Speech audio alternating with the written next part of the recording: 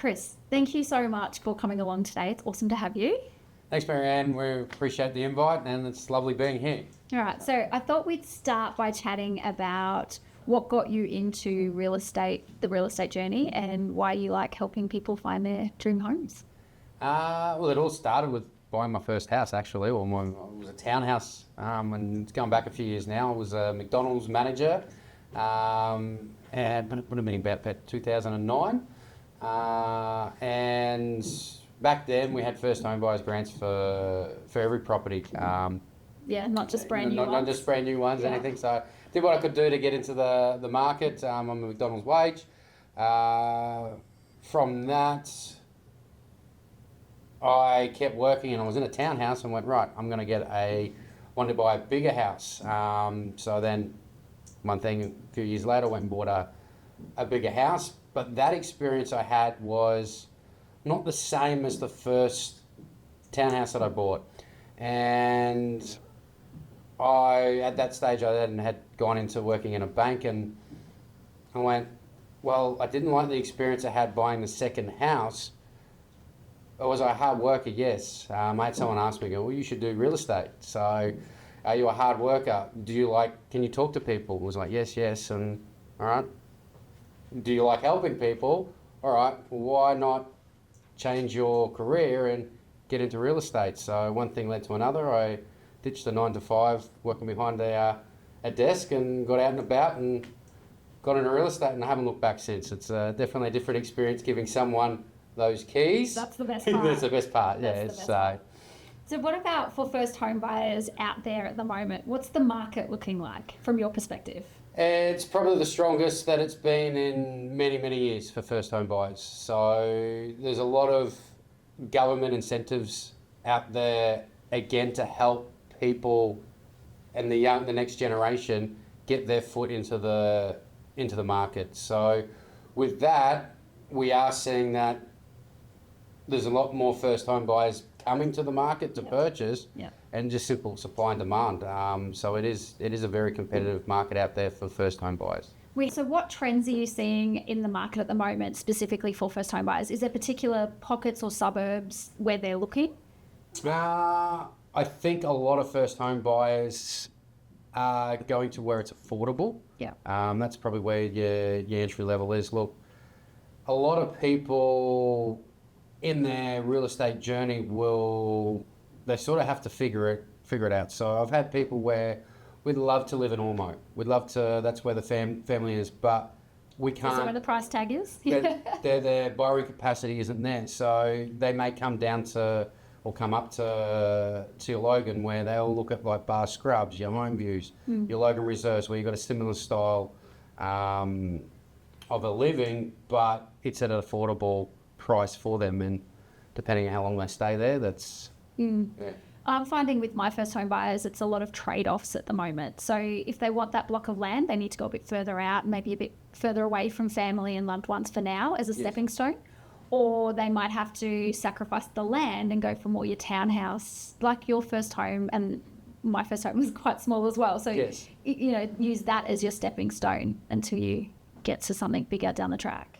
Great advice I would give would be get yourself into the property market.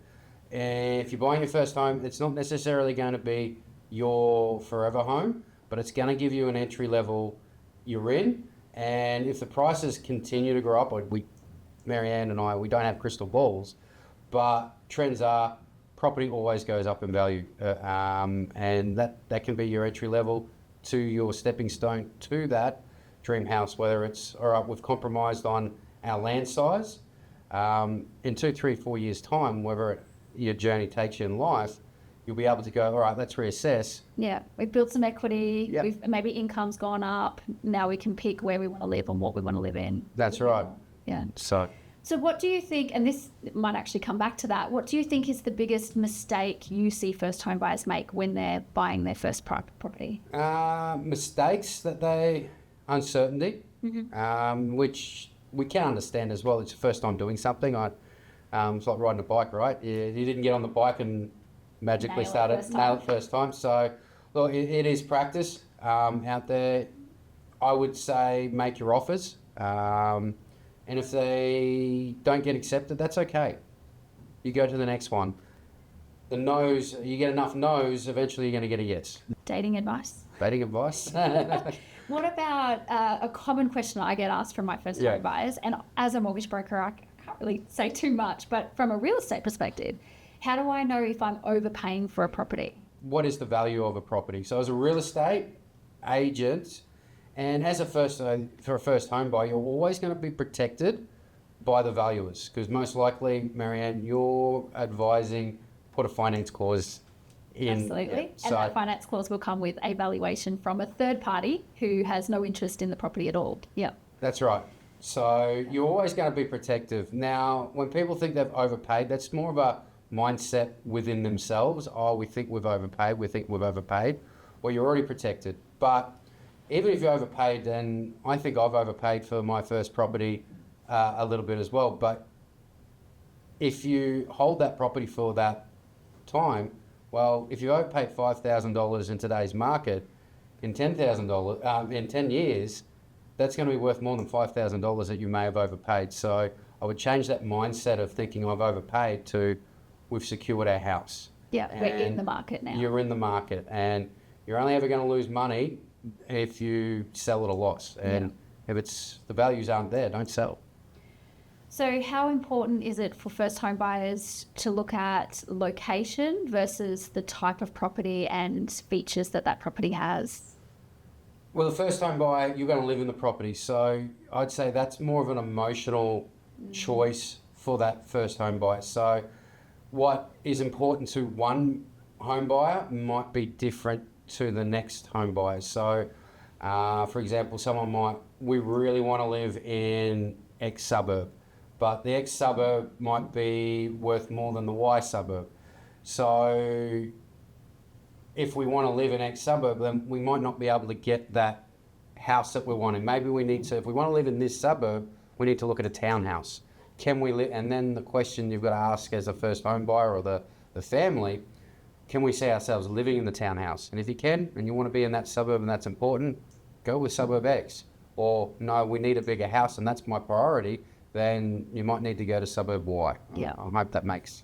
So what about, let's talk multi-offers. In this environment, particularly with my first home buyers in that entry-level price bracket, there is typically multiple offers. And I get a frantic phone call saying, Marianne, the agent said there's multiple offers, give us your best offer. What can first home buyers do to make their offer stand out more above everyone else's? Yeah, there are things that you can do. Making yourself in the best position, put your best deposit down. Make your conditions as good as possible. I'm never going to advise someone to take clauses out of the contract, but they're things that you could potentially do to get your offer looking more appeasing to a seller. But being first home buyer, we always suggest that you do a building and pest, but there are options. It's where, well, we want ours to look better, we'll take the building and pest clause out of a contract, and that's not me telling you to do it. Obviously, that's got to be something that you're comfortable with, but they're things you can do. Or instead of putting a $3,000 deposit down, you're putting your 5% deposit, or if you've got enough savings, you make your offer 10% deposit, because it's effectively telling that seller, well, we've got a finance clause in place for our own protection, our own peace of mind, but we've got a hefty deposit behind us. We're pretty much going to get the loan anyway. So things like that can help in your, if you've got a set price that you've gone with, then all right, we want to make our conditions the best as possible. Or another great question to ask back to the real estate agent is settlement time. What are the settlement times the seller's looking for? So take it out of your hands. I like that. You like that one? You put it back. I like that better than the building and pest. You like that better? Yeah. Look, it's like buying a car too. You want a roadworthy with a car. So we're not going to say take the building and pest out. I wouldn't be advising that. It is an option for you, but your settlement time, what does a seller want? Do they want a 45-day settlement? Do they want to move quick? What scenario is the seller and why are they selling? That's always a good question to ask your real estate agent as well. When you are, why are the sellers selling? Love that. What about other tips that you might have for first home buyers when it comes to negotiating on the price of a property? I often have clients call and say, what should I offer? And again, not something I can or ever will give advice on. I can kind of guide, but let's hear it from you. What's the best tips for negotiating on the value of a price on the property? You make an offer with confidence. If you're buying to live in the house, I would suggest you write a list of non-negotiables. What does the house have to have? If the house doesn't have that, don't compromise on those. If you found the property that you're like, all right, cool, this is the one for us. We like it. We want to make our best offer. Make it with confidence. Make it strong. Make it bold. Like I said previously with your finance clause, and I do find it with a lot of home buyers, oh, we're overpaying, oh, it's not worth that, it's not worth that. Make your offer with confidence. A lot of advice there's a lot of outside noise as a first home buyers because you've got a lot of family that want to help. Mum and dad who want to help, and someone else has bought a property. Their heart's in the right place, but not necessarily, they don't do this day in and day out. So make it with confidence. The other big thing that's can hinder the mindset of a first home buyer is doing research and getting on the internet and saying, oh, well, online says it's worth X amount of dollars. We also got to remember those online portals, they're actually behind in their data. So a property might go under contract and the real estate agent knows what it is, seller knows what it is, and the buyer knows what it is. And those properties are under contract for 30, 45, 60 days, depending on when it is, before it gets to the titles office and transfers over. And that's when that data becomes available. So effectively that data can be 2, 3, 4 months old by the time it gets to being online. So all of a sudden, your data that you're looking at, the market has increased. It could be 5,000, could be 10,000. I know when COVID hit, the market just went like that, right? We're not seeing this. There's always a lag between that coming through the reports, yeah. Yeah, so, and that's sometimes where people get that advice and that mindset thinking, oh, we don't think the property's worth that much. Well, a real estate saying a property's only worth how much a buyer is willing to pay. And if you're not that buyer that's at the top front, well, then you're not getting that property. It's going to another buyer. So, and that's how much that property was worth at that time. So yeah, I hope that helps. What about going in with a lowball offer? Would you always start with a below what the asking price is, or is it kind of a case by case? Case by case. Yeah.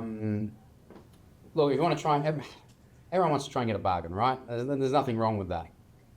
You can put a offer in just for a feel to see what the seller's response would be. My advice would be, though, in a multiple offer scenario, so if it's a house that you really do like, then, and you want to purchase this, say, house A, you want to purchase that house, then make an offer with confidence, be bold, try and knock out that competition with your offer. So I wouldn't be playing if the agent says there's multiple offers. Have a talk as a family and go, what's the price that we're happy to put forward? And that's the price. Don't go under it. Go right. And a great question to ask yourself. So I'm just going to use a round number here, right? So we'll go 600. So we're happy to pay 600,000. Now I would ask the question, well, what happens if I saw a sold sign up there in 14 days' time and I saw it sold for 601? Would I be upset? If the answer is yes, 601. Ask that question multiple times to yourself. That peak where you go, I wouldn't pay any more than this. Yeah, I'd walk away. So you might come to a stage where, look, we're happy. We wanted to pay 600. We've got the ability to go a little bit more. And it might be a 606 offer. Oh, if I saw it sold for 607, I'd walk away. But that's the offer that you put in, not the 600. You ask that question to yourself. get to where your walk away point is. It's funny that you say that, because I remember when I bought with my husband, and he was negotiating down to $1,000. Yeah. And he did the whole fake walk away over $1,000. And I was sitting there thinking in my head, money's money, but it's not a whole lot for a house. And I really wanted it. And for him, it was more just he wanted the victory of winning the negotiations. Yeah. And he got it.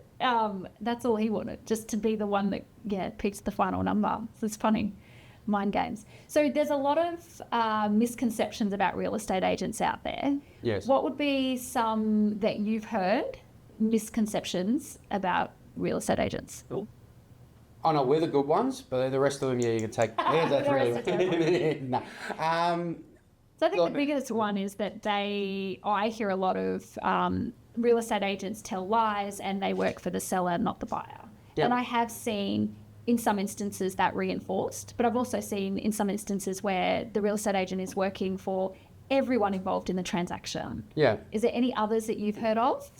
It's probably a mindset thing. I try and knock out the noise, because I can't control what people have an opinion in. I'm sure people have opinion on everything. They've got politics. They've got the local McDonald's staff member. You go with the flow. Yeah. So, but with that, there are real estate agents. They are employed by the seller. So that's at the end of the day, their pay, their commission, their success fee, whatever they want to call it, is coming from the seller. So effectively, they are working for the seller, but that customer experience, that needs to go to the buyer as well. So you need to have that connection to bring both buyer and seller together. And it was a great thing I heard on negotiations. It wasn't real estate negotiations. It was a gentleman that used to work in I think it was the FBI or CIA. I went to a conference and I saw him. He goes, in the art of negotiations, when we're doing, and it's not just real estate, they're doing things where lives are on the line. He goes, the real key to a good negotiator is all parties feel like they've accomplished, that they've won. So the buyer should feel like they've got what they're wanting, their lifestyle, their house, and the seller should feel like they've got the result that they wanted for whatever reasons why they were selling. So it's kind of, we were talking before about, in both our industries, you need to wear multiple hats. You're a psychologist sometimes, you're a CIA agent sometimes. So what would be the one biggest piece of advice that you would give? Let's say your kids are old enough now to be buying their first home. What are you sitting them down and saying to them first off? For advice would be, if they're going to buy a house, they need to speak to an expert. There's a lot of outside noise that people do want to help, but first thing I'd say, go speak to Marianne. What's your borrowing capacity? So that would be my first step to go, all right, let's not just go out there and do it. We want to buy a house because we're wishing. Let's put ourselves in a position to go, right, what is our borrowing capacity? And then you reverse engineer everything backwards there. All right, cool. So we've got a budget. So first home buyers grants and concessions are at $700,000. We get everything. And if my kids were able to buy in today's market, so all right, cool. So what we need to know is, like, what can we actually borrow? Can we go over that? Do we need to use all those government grants to make sure that we can get ourselves in the market? What's my income? Great. Marianne will do a fantastic job. She'll go, right, here's your borrowing capacity. There you go, here's your license, go out there and find a property. Then we just reverse engineer everything backwards, like what we've been talking. Well, where do we want to live? What's the suburb? What are the prices like in that suburb? What kind of house style do we want? And you work everything backwards there, go, right, now we've got a game plan. All right, Eddie, Lizzie, go out there and buy a house. Go find it, let's go. They're ready, they just need to be the right age. That's right. All right, well, thank you so much. That was really insightful. But before you go, can you tell us where people can find you and a little bit about Chris Liu Real Estate? Well, we're on the web, so that's a good start. But our office is in Marsden.